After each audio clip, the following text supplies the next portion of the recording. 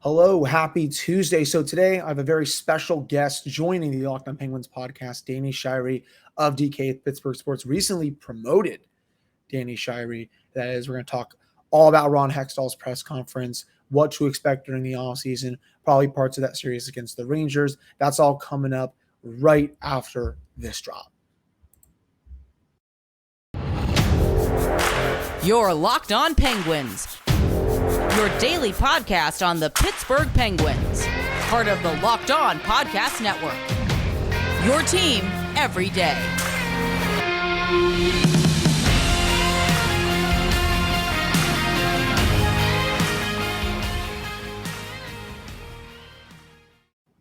Hello and welcome back to another episode of the Locked On Penguins podcast. I am your host, Hunter Hodes. Remember to follow me on Twitter at Hunter Hodes. Follow this show's Twitter at LO_Penguins. Of course, thank you all so much for making the Locked On Penguins podcast your first listen of the day. As promised, joining me now is Danny Shirey of DKPittsburghSports. And as I said in my intro, recently promoted to full-time Penguins writer, Danny Shirey of that site. Danny, it's been a while since I've had you on. Been wanting to get you on for a while now, but I appreciate you coming on. Yeah, I really appreciate you inviting me. It's a pleasure to join you as always. Yeah, so I mean, we'll just obviously get right into it. So Danny, Ron Hextall spoke, finally had his end of the season press conference. Took a little over a week, which is something that I did not expect. But what was, I guess, your main takeaway from that press conference? Because he could have said a lot of things, but it sounded like to me that they're all in for the next few years. Yeah, the two biggest takeaways I had, and I guess the three biggest takeaways is one, that Hextall seemed a little more willing to divulge information than we've seen in the past. Obviously, he doesn't speak with the media all that often, and especially not anywhere near the level that Jim Rutherford did when we had him for several years as well. But the first big takeaway is that the Penguins are absolutely interested and want to re-sign Kris Letang and Evgeni Malkin. Hextall made that explicitly clear. He did say that they've got some extenuating circumstances, mainly pointing toward the salary cap and their limited cap space that they're going to have to work with. But by all indications, they are all on board with bringing both of them back. Hextall mentioned that he would love to have Malkin and Letang finish their careers as Penguins, and quite frankly, I think that he understands that if either of them walk, that he's not replacing a second line center or a top D man for anything near what they'd be able to retain them for on the open market. And then the second biggest takeaway that I had from his presser is that he did not seem like a guy that is in any sort of jeopardy of losing his job. I know there's been a lot of talk about whether Fenway Sports Group might clean out the front office and kind of put their guys in there or just go with a new regime. But just with the confidence and I don't even know what to call it. He just seemed very at ease and definitely didn't come off as a guy that seemed like he might be in danger of losing his job here at any point in the near future. And he even on two separate occasions mentioned that him and the front office have had really good communication with FSG and that they're on board with, his plan that has been rumored to be out there. So they're all on board. And, it definitely seems like he's going to be the one that's tasked with navigating this huge offseason. Yeah, I mean, I've said this on the show probably 100 times now. This is probably the most pivotal point in this franchise's history, and definitely the last 20 years, to say the least. Probably, going back further than that, just because of what's at stake, who the free agents are, and in Evgeni Malkin's case, Danny, we'll just get to him real quick here. I've been having this take for a while now, and if he does come back, and obviously I hope he does, people need to, I guess, temper their expectations a little bit with him. The guy is 35, 36 now, but, he's not bad at 5v5 anymore. He can still drive play very well. I think too many people look at the plus minus and see, oh my God, he's a minus player, when that's probably like one of the most useless stats to look at when you evaluate a player. I will say, if he does walk, I said this on my Monday episode, it's easier to replace a 2C than it is in number 1D, which is why Kris Letang should be a higher priority for this team. Again, I don't want them to move on from either one of those players, especially Evgeni Malkin, but I do think it's a little bit easier to replace him if he does walk. But, I think he still should be brought back. I mean, I think I saw your tweet today, Danny, 16th in the NHL and 5v5 points per hour. This season was on a 42 goal, 84 point pace this season and only played half a year. I mean, I would have loved to see what he could have done in the first half, playing with maybe Evan Rodrigues, who was on a tear, or some of these other players. If the Penguins do bring him back, what are your expectations for him now that, he's a bit older now, at 5v5 and on the power play? Yeah, well, I mean, like you said, he's going to be 36 for this upcoming season, and most average NHL players are on their way out the door if they're not already out the door by the time they're that age. So the fact that he just had a season where he scored at a 40-something goal pace and over a point per game after coming off a major knee surgery, I think just speaks volumes to the player that he still is, even if that's not the player he was 10 years ago. I think that kind of leads to a greater point. I see a lot of frustration among Penguins fans that, he's not effective anymore, or the Penguins aren't cup contenders, or whatever it may be. And the reality is that all of their star players are past their prime. That doesn't mean they're not good anymore. That doesn't mean they're still not, near the top of the league. But the reality is 36-year-old Evgeni Malkin is not as good as 25-year-old Leon Draisaitl, and that's okay. Nobody's expecting him to beat Leon Draisaitl, but that's why it's so important for the Penguins to make sure that they're making those micro decisions, especially further down their lineup, so that they can kind of make up for some of that gap that might be between a Malkin and Draisaitl at this point of their career.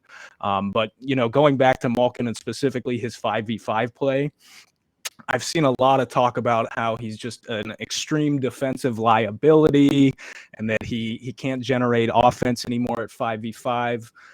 First of all, his defense, while not great, is certainly not horrendous.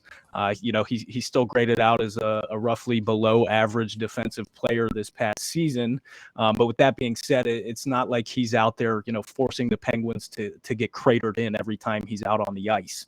And I think a lot of the sentiments coming from, he can't generate on his own at 5v5 anymore, just as a result of some puck luck this past season. I know everybody's sick of hearing, bad puck luck, but the Penguins shot 7.6% with him on the ice at 5v5. If a couple more pucks had ended up in the back of the net while he was on the ice at 5v5 this past season, I think we'd be having a much different conversation. And I also just wanted to make a point. You brought up plus minus and how many of that crowd really like to cite it. I always find that funny because people will cite plus minus and then they'll say something and you're like, you don't even know how that stat is calculated. Somebody will be like, Malkin had 40 points this past season and he was a minus 10. So that means the Penguins were giving up way more goals. And it's like the plus minus is just arbitrarily granting you a plus or minus for certain situations. So I don't read, into that at all. And if there's anybody out there listening that wants a plus minus replacement, go look at 5v5 goal share and then we can have a separate discussion. Go look at Evolving Wild. Go look at Micah's stuff on HockeyViz, which they are both worth a subscription, so you can actually see what is going on when Evgeni Malkin is on the ice. It's funny. They'll call him lazy and a power play specialist, but yet they'll come back at you with very lazy rebuttals. And I think part of it is they want to be right, that they can win without him. A certain person in the city has been pushing that narrative for almost a decade now. Everyone that probably listens to this podcast knows who that is because I have said his name on here a couple times. He does not need to be, it does not need to be repeated. That's for sure. And I also think if he does come back, get him some better line mates next year. He had Kasperi Kapanen next to him for most of this year, who was absolutely dreadful. I mean, and we'll get to Cappy a bit later because I will have that comment Yeah, we'll Go get ahead. to Kapanen, but one thing, you just bringing that up, like Malkin, after he came back, he spent a pretty good chunk of time with Heinen on his left wing, Mhm. and the Penguins actually played really, really well with those two together at 5v5, but it just so happened to coincide with the stretch of the season where Heinen was having a little bit of a rough stretch and not being able to put the puck in the net, even though he was creating chances just like he had been all season. I started to see some comments that like, oh, Heinen's not a fit on Malkin's line. And I'm like, the Penguins are controlling play better than, any other line that they have right now with Malkin and Heinen out there. And I don't think it's the greatest idea in the world to just straight on move away from it just because the puck hasn't gone in the back of the net for the past month and a half. And like I said earlier, the Penguins only shot 7.6% with Malkin on the ice at 5v5. That's pretty low for his standards. And that's, especially with the offensive skill and Malkin's individual finishing ability, I don't see any reason why that's not due for a positive regression next season. Yeah, no, I absolutely agree with that. And, I would like to see more of Heinen if he's on the team next year with Malkin, if he is back as well. Heinen, almost 20-goal season this year. I know Jeff listens to this podcast. I will be coming up to collect my investment of those 10 goals that Heinen scored because that was probably the easiest bet I will ever take. And anyways, last thing before we get to our first commercial break, Danny, we'll just get to Kris Letang here. He is, to me, way more irreplaceable than Evgeni Malkin is. And that's not a slight to Gino, obviously. I know how hard it is going to be to replace him. But Letang, you look at the trade market, you look at the free agent market, there's really no one there that you can realistically get that is going to replace the production, defense, the leadership, all the intangibles, all the stats, everything he does on and off the ice. I touched on last week, John Klingberg was an option. His numbers went to the tank this year. Maybe part of it is due to Rick Bowness, but I think another part of it is due to him just not being as good as he used to be. On the trade market, I know Matt Dumba's name is out there, but I think he's on the downward trajectory. Jacob Chikrin, you have to give up like 4 to 5 pieces to Arizona, and I do not think the Penguins even have anything close to what the Coyotes would want. This is a player, to me, Danny, they have no choice but to bring him back. And, I know the contract could look a bit bad down the line, but I don't really care. If you want to give him 4 times 8.2 or something like that, I feel like you got to do it just because of how great he was this year. Yeah, you're absolutely right, and just like Malkin, I'm not going to sit here and tell you that Letang is coming off the best season of his career at age 35. That would just be ridiculous. But like you said, there's not a whole lot of options out there, and probably the best pending unrestricted free agent on the right side of the blue line is John Klingberg, like you said. And I really don't see the point in letting Letang walk to maybe save $1.5 million on a contract for Klingberg, and Klingberg's just not a better player, even though he's younger, and you can point to Dallas and the system that he plays in, but I don't see Miro Heiskanen having any problems playing in that system either. So Klingberg's not better offensively by any stretch of the imagination, and I just don't see the point in trying to make a lateral move or even downgrading just for the sake of doing so.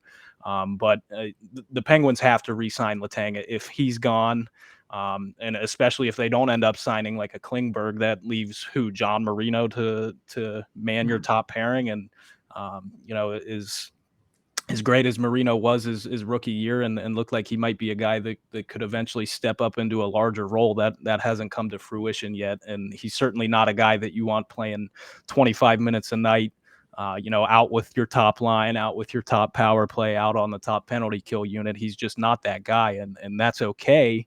But that just speaks even more so as to how important it is to bring Letang back. Yeah, I wholeheartedly agree there. And especially to your point with Marino, went back to his rookie mode, I thought, in the playoffs before that bad giveaway to Mika Zibanejad in Game 7. And if he can play like that moving forward, that is going to be a big help to the defense. But, he doesn't produce enough offense to play at that number one spot on the right pair, to say the least. And, who's going to drive all your offense? Mike Matheson, for as good as he is, now for as good as he was this year, I don't know if that's going to be, a thing every single year for the rest of this contract, just because, offensively, yeah, sure, good. Defensively, better at times, but also, he's that full chaotic player where, obviously there's people out there that think he should be a forward at times with how he plays defense. But right. They have no choice but to get this done. I think Elliot Friedman said it sounds like they're closer on talks with him than they are with Malkin right now, which is interesting, to say the least. So a lot more to get to for this episode of the Locked On Penguins podcast.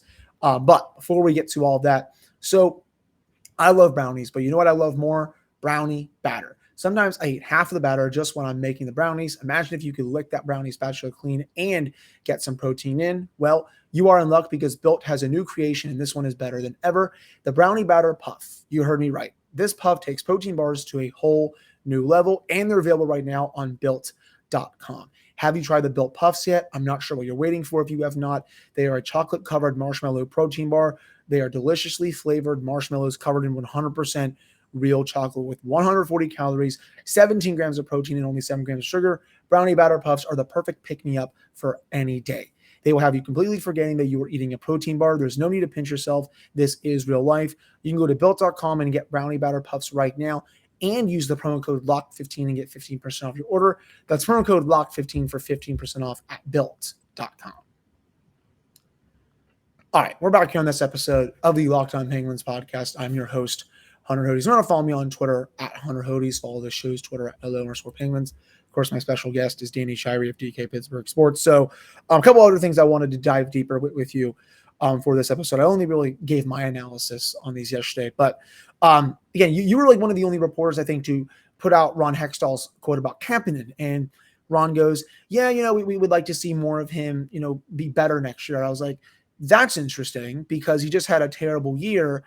It's probably the right call to give him the qualifying offer. I wouldn't expect him to accept it, which means if I'm correct, he'll be a UFA if that happens. I think I got that right, Danny. No, so my understanding of it, and Taylor Haas has been a huge help in helping me understand it as well, because she knows like all the nuances of contracts and the salary cap and everything. But my understanding is that if the Penguins submit a qualifying offer to Kapanen or any of their restricted free agents, they retain their rights regardless of whether the RFA actually signs the contract. So okay. that's why it's such a big deal for in a no-brainer for the Penguins to submit that cheap qualifying offer to Kapanen, because they'll be able to submit a qualifying offer, I think, at like $820K to like $1 million tops. So it makes all the sense in the world for them to submit that to him, because even if he doesn't sign that qualifying offer, the Penguins are going to retain his rights. And it's basically going to be like, all right, Cappy, well, you got to sign that deal or you're going to sit out, or we're going to trade you for, some separate assets. And, he's been very outspoken about how much he loves Pittsburgh and playing with the Penguins, and specifically the group of guys that they have in that locker room right now and how much they've meant to him. So even if that dollar figure isn't necessarily where he wants it to be, I'd have a tough time seeing him, sit out a season at maybe the most pivotal point of his career. Of course, my dog decides to bark in the background as I think a package just got delivered. So that's a perfect way to have that. I always love perfect timing. But thank you for telling me that. Yes. All right. I think she hopefully stopped there. I swear, man, the funniest things always happen during this show. Just the other night, she comes downstairs, I had to pause the recording just because she just dogs are just something else. But okay, thank you at least for telling me that, Danny, because again, I originally thought that if he didn't take the qualifying offer, he would be a UFA. So I appreciate the clarity on that. That's for sure. And yeah, it's definitely a no-brainer. But my thing is, though, Danny, even if he doesn't take it, do the Penguins still want to bring him back just because of how bad this year was for him? I know he had 30 points in 40 games the year prior to that, but it's definitely gonna. I don't know. I think the only way I would do it personally is if it's a cheap kind of prove-it year deal. I don't think if the Penguins do bring him back, I don't think he's going to get anywhere near $3 million that he was making on this contract. It would probably have to be, I don't know, Danny, like a $2 million, maybe a bit below, just because I feel like his value right now is so shot because of how bad he was this year. Well, yeah, I mean, if he were just an unrestricted free agent, it wouldn't shock me at all if the Penguins were just like completely fine with letting him walk. But I think because of the cap constraints that they have, and if they do end up getting Malkin and Letang re-signed, that's going to take up a pretty hefty chunk of the just under 24 million in cap space they have remaining after Bryan Rust signed his deal. But I think they're going to just try and squeeze some value out of this qualifying offer that I'm expecting them to give to him. Like you said, he did put up 30 points in 40 games his first season with the team, and then he followed it up with pretty much the exact same production in twice as many games this past season. So I don't necessarily believe that Kapanen's as bad as he showed for large stretches of this past season, and he obviously has some pretty untapped potential. That's not necessarily on the Penguins to figure it out, but I think being able to bring him in on such a bargain bin deal, it's worth the risk considering the potential that he has and the cap crunch that they're in right now. Obviously, yes, you'd like to go out and get maybe a player that is a little more consistent and might not be as influenced by their confidence or whatever it may be. But I think because Kapanen shored up a lot of deficiencies in his game away from the puck this past season, mainly his defensive play and getting involved, taking smart routes on the forecheck and even getting involved physically on the forecheck. While, he doesn't necessarily excel at any of those things, they were major problems before. So because he cleaned some of those up, I think the Penguins are going to be a little more, willing to ride with him on this bargain bin deal if it ends up happening. But, it's anybody's guess as to how it'll play out. Yeah. And, and if I see him and he's on the team next year, go into the offensive zone with so much speed, stops, curls back, and looks for that pass, I may there will be problems just because I feel like he didn't do that his first year here. He would actually use his speed and that shot to his advantage. This year does the complete opposite, comes in with so much speed, stops along that right far wall, and then looks for the pass. That's like, you're not trusting yourself like you used to. And I think that's one of the biggest reasons why he was struggling, I think. Yeah, I mean, when the Penguins initially traded for him, because back at the time, the Maple Leafs were probably the team that I watched the most outside of the Penguins. And, I thought he was an okay player, but I immediately saw people like, oh, this is Crosby's new winger or whatever. And I immediately told people, I'm like, he is going to frustrate the crap out of you guys. And one of my points was like you brought up, he would just fly into the offensive zone with a bunch of speed. Looks like he's about to beat a defender wide.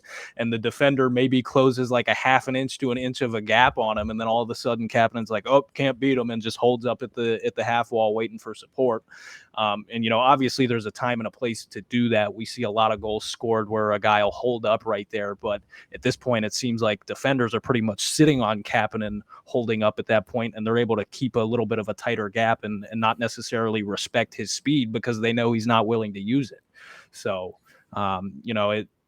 it's frustrating. Like I said, he does have the potential to be an extremely impactful player, but the production just hasn't been there. And even at the beginning of the Rangers series, he was playing what many called some of his best hockey of his season, and that only lasted for a couple games, and it really felt like he went down with a whimper throughout the rest of that series. So obviously not a perfect player, and in an ideal world, you'd maybe like to have a bit more of a surefire bet, maybe in your middle six or down on the third line on the right wing.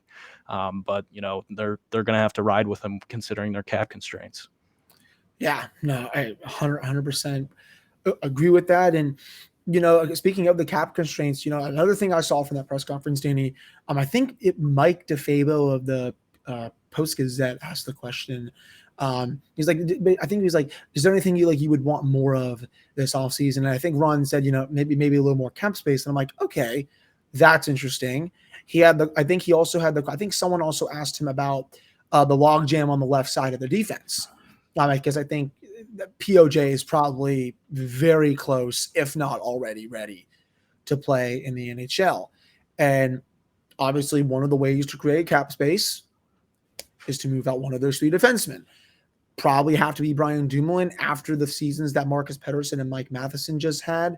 You know, do you foresee Hextall going out and creating a decent amount of cap space this summer, or do you think it's going to be harder than some expect? Because all the armchair GMs on Cap Friendly and on social media and stuff, Danny, well, trade out Jason Zucker, trade out this guy, bring in this guy. It's like it's harder to do all this just because teams, they value players a certain way. So I figured I would ask you about that, and just do you expect Ron to make a deal or two to shed some cap, because it definitely sounds like he would like to do that.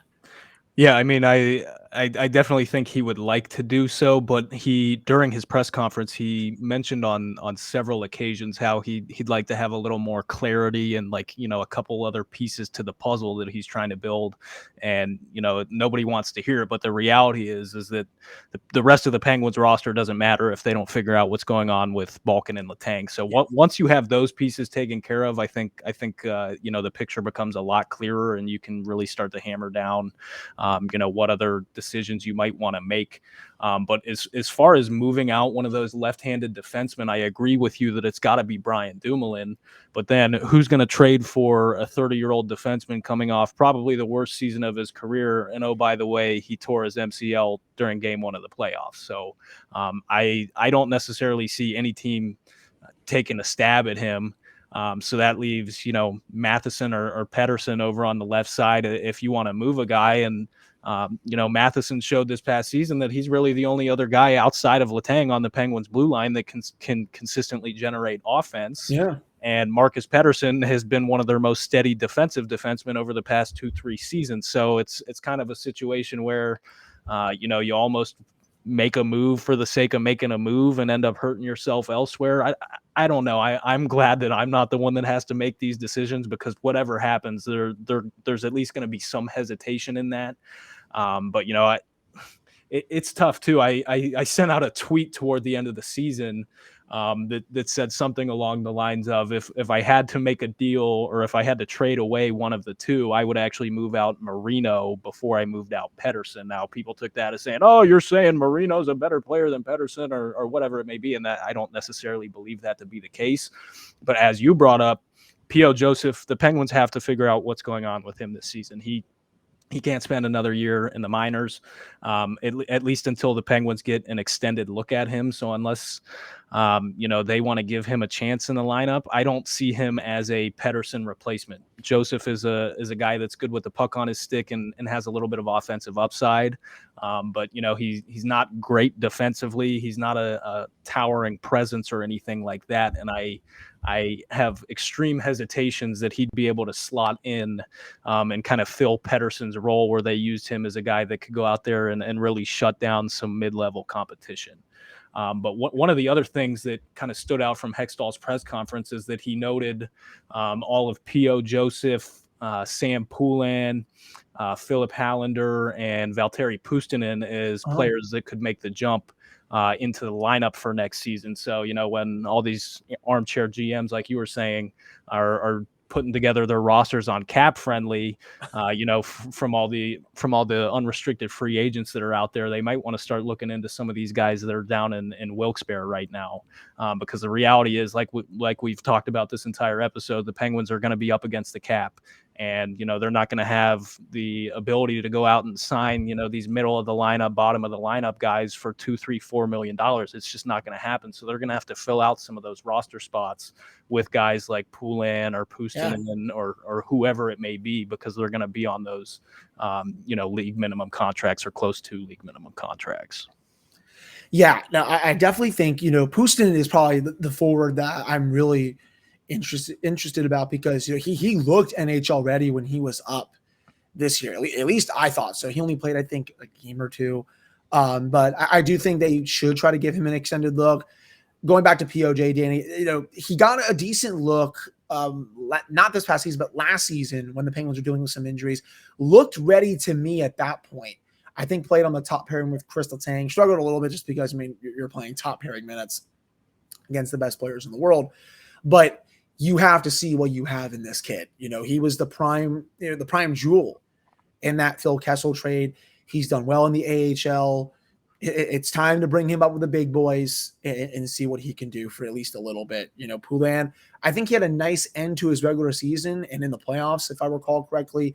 Hollander came up a couple times. We'll see what they have there. But, they also have Danny, obviously Drew O'Connor. He lit it up in the first half of the regular season, was looking like someone who could be a 12th, 13th forward. Radim Zohorna, I believe his contract is a one-way contract next season. I think they're going to really hope that he can make the jump full-time to the NHL too. So I definitely think, there's a good amount of talent down there in Wilkes-Barre that could potentially come up for the full-time team with the Penguins. But still a little more to get to for our final segment of the show. That's all coming up right after this break. All right, we're back here on this episode of the Locked On Penguins podcast. I am your host, Hunter Hodes. Of course, I have Danny Shirey here of DKPittsburghSports. Danny, I have been thinking about this too. We kind of basically almost talked about it, but it goes hand in hand.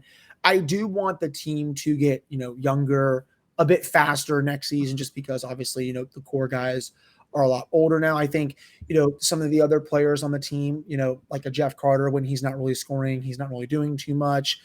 Brock Begin struggled. A lot of those players, they're not super, I guess, fast.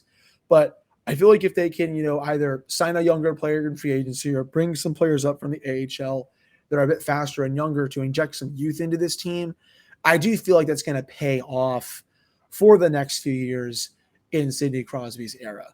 I figured I would ask you, what would you say about that? Do you think they should, go into the free agent market and the trade market looking to get a bit younger, or do you think it should mainly just be about some of those Wilkes-Barre guys that we talked about, or both? No, I mean, like we were talking about a little bit ago, it's going to be really tough, especially on the free agent market, Yeah. but even through a trade, to add any impactful, speed or youth to the top of their lineup. And, if Malkin and Raquel and even Letang end up coming back, there's not really a whole lot of room toward the top of the lineup to kind of transition guys out anyway. So, I'm really looking kind of toward that fourth line. And specifically guys like Drew O'Connor and Radim Zohorna, like you said before the break, that can step in. They were extremely impactful in their limited stints during this past season. And at the end of the day, worst case scenario, I think a Radim Zohorna can at bare bones minimum provide the value that a Brian Boyle provided for the Penguins this past season, with potentially maybe even a little more upside. So he's a guy that I really think the Penguins need to figure out what they have in him. He's not necessarily a young guy either. He's in his mid-20s, but he's still pretty green and doesn't have a lot of games under his belt throughout his career. So that's a guy that I'm definitely interested in seeing more of. But I also think Drew O'Connor has a pretty good chance of being a play driving prowess on that fourth line, or maybe even on the third line if the Penguins have some injury issues and need a guy to step up. He vastly improved his skating from what we first saw. In his time with the Penguins. He definitely got a lot quicker, but he seems stronger on his skates too. And that's a guy, unlike a lot of fourth liners that we see, that's a guy that seems to be able to shoot the puck pretty well. And we saw him almost score. And when he got into a game during the Rangers series, he put a puck off the elbow pipe right past Shesterkin. So those are both two guys that I think if the Penguins need them to, can step into the bottom of the lineup and provide some impactful results. Yeah, and especially that they could be helpful on the penalty kill. Danny, it was so weird to see that unit play so well during the regular season, and then I don't know if that was a deployment issue with Brian Boyle and Brock McGinn out there. I think Clark, I think that's his name, 404 response code on Penguins Twitter, was talking about how Rodrigues and Kapanen should have been given more minutes just because they're a lot faster than those two players. It was weird that the Penguins were being way more passive against the Rangers, and just getting faster players that would get like a Drew O'Connor, like a Zohorna, who also has a pretty long reach. I think that would really help the PK get back to where it was during the regular season, just because it was one of the main reasons why they lost that series against the Rangers. And it was something I didn't see coming because the PK had been such a strength of this team all year. and to see it go backward like that, definitely really weird to say the least. Yeah, I mean the one thing I'll say in regard to the penalty kill, and results are results. Don't get me wrong, but Mm. especially like halfway through the year when the Penguins had it seemed like they hadn't given up a power play goal in months, Yeah. and they were at the top of the league standings in penalty kill percentage. And I don't remember if I actually put it out there or not, just at risk of having the pitchforks come after me, but. If you looked at the quality of the chances that the Penguins were giving up when they were on the penalty kill, they were still an above average team in that regard, but there was heavy indication that they were being propped up by the performance of Jarry, specifically on the penalty kill. Now, that's not to say that the penalty kill was bad and the skaters in front of him weren't doing a good job. They were, but let's also take a look at, some of the guys that were trotted out there for every penalty kill, including Jeff Carter and Brian Boyle. And they both did, fine at certain points in time. And obviously Carter's provides immense value on the face-off dot. He was one of the best face-off guys in the league this past year. But I also think there's something to be said for trotting both those guys out there for every single penalty kill over the course of an entire season when they're both in their late 30s. I mean, that's obviously going to have some effects down the line. And Carter even said as much as at his end of season media availability that, yeah, it was kind of a difficult season for me because past two seasons were shortened for us and I played 76 games. So I think we really started to see the effects more so on Carter, especially as the Penguins got into the postseason. Yeah, and and I kept saying this to everyone on this podcast. It's great that he's scoring. Don't get me wrong, but as soon as he signed that 2-year deal, his isolated impacts, his overall impacts on the ice with his teammates, they just went off a cliff compared to where he was last year. Danny, you truly went back to bed when Carter was playing like that, to say the least. I'm vindicated. you got vindicated this year. I think you had a tweet out there. You were like, "This is how I expected him to play last season," and then he obviously went on that heater and then played very well in the playoffs. But yeah, that is a unit that has to be better moving forward for next year. Danny, I still think this is a playoff team heading into next season. I look at the Eastern Conference and I'm like, okay, who is going to pass them from below? The Flyers? No. The Senators, maybe they spend a little bit of their money. The Red Wings, probably not. The Islanders, I would say yes, but Barry Trotz is not there anymore. And I also think they need a couple more scorers. So I don't think they can just ride Sorokin all the way. How do you see the team moving forward through the offseason? Obviously, there's going to be a ton of moves. This is such an important offseason. But, as it stands right now, I personally think this is at least a playoff team heading into next year. What about you? Yeah, this is a playoff team heading into next year. And I do think that the Eastern Conference is a better conference than the West. But with that being said, I wouldn't be shocked in the slightest if the exact playoff teams from this season are the exact playoff teams from next season from the Eastern Conference. Like you said, I don't necessarily see any teams like the Flyers or the Islanders or even the Devils, unless they figure out their goaltending situation, really taking a next step. And maybe they'll squeak in over, some of these other teams in the East that might lose some pieces here this offseason. But I definitely don't see them, leapfrogging the Penguins, at least not while Sidney Crosby's around. So, and quite frankly, while Sidney Crosby's around and still, at least for this upcoming season, if he's going to be there, you have to try and at least compete for another championship.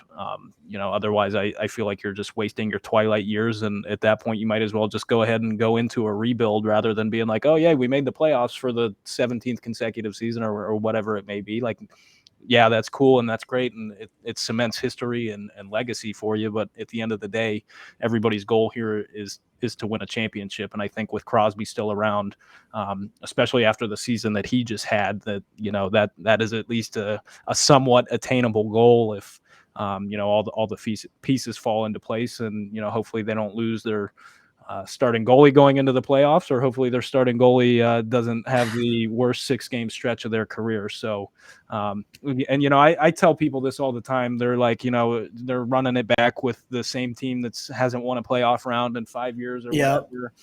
And so much of winning in the postseason, yes, obviously you've got to be a good team, but you more so have to be lucky.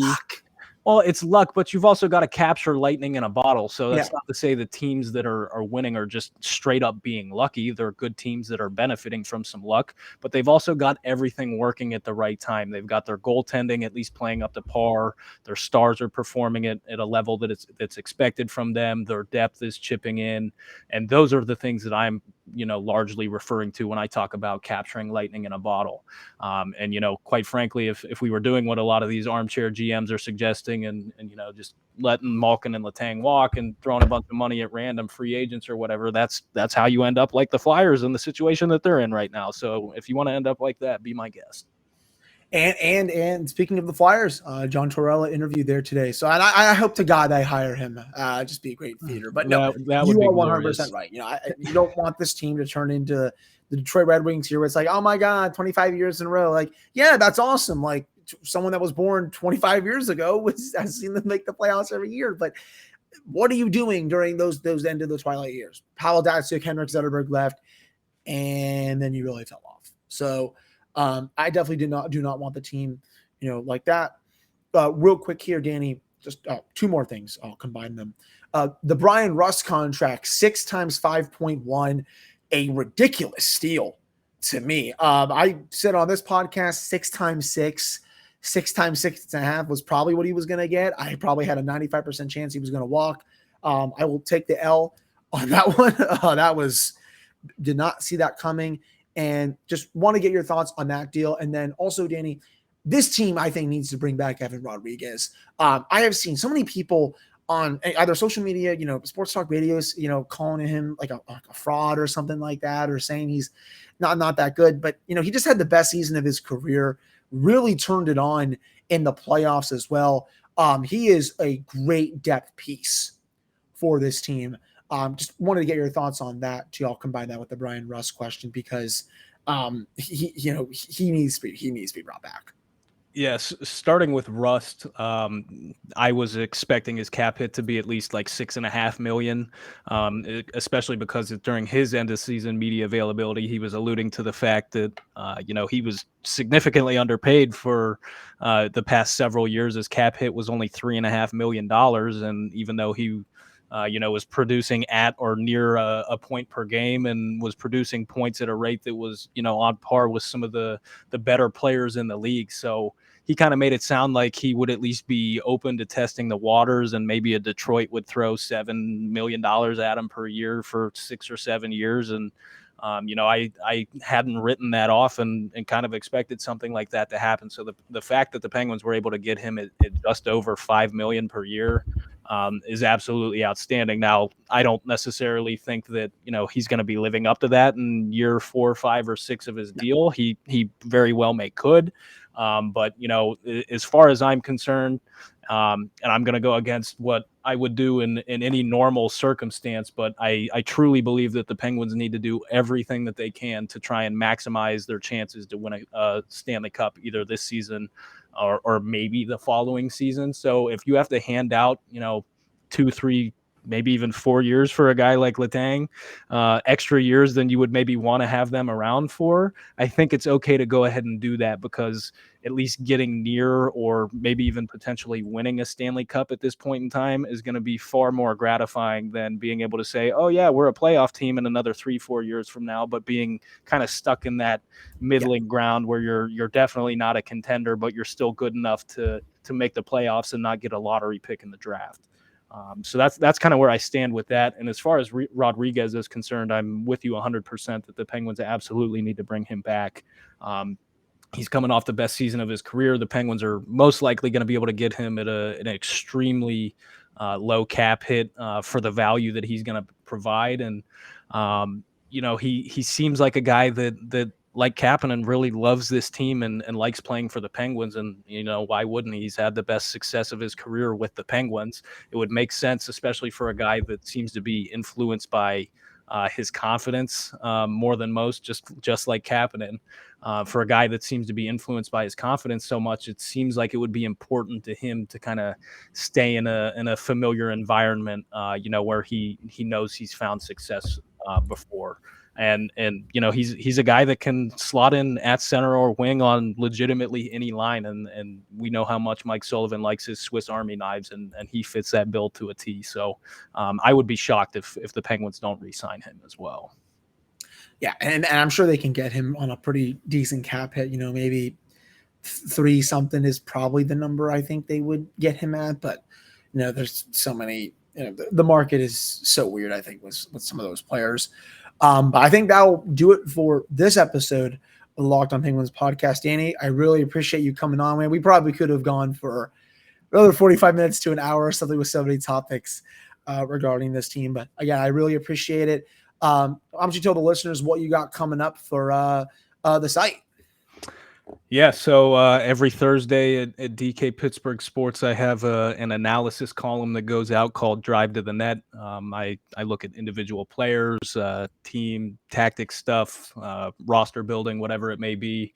Don't want to spoil anything yet because we've got some pretty exciting stuff coming up. But me, along with Taylor Haas, our other beat reporter for the Penguins over there, we've got some pretty exciting stuff planned. And if I can't give you anything, I'll just hold off. But if you guys want to follow me on Twitter, my @ is @Danny Shirey PGH. And you guys can keep up with all my work there. I tweet out all my articles. I'll tweet fancy stats out. I'll tweet regular stats out, charts, graphs, all the good stuff. Yeah, if you are not following Danny and his work, you are doing it wrong for being a Penguins fan. I'm just waiting for him to get his check mark. I think at this point, that's the thing that we really need him to get now that he does this full time. So hopefully it's coming soon. Yes, it badly needs to. You definitely deserve that, to say the least. But again, thank you so much for coming on, Danny. I really appreciate it. And we'll definitely have to do this again in the offseason, that's for sure. Yeah, absolutely. Thanks so much for having me, Hunter. It was a blast. Yeah, no, of course. We'll be back with another episode on Wednesday, and I'll talk to you guys then. Have a great Tuesday.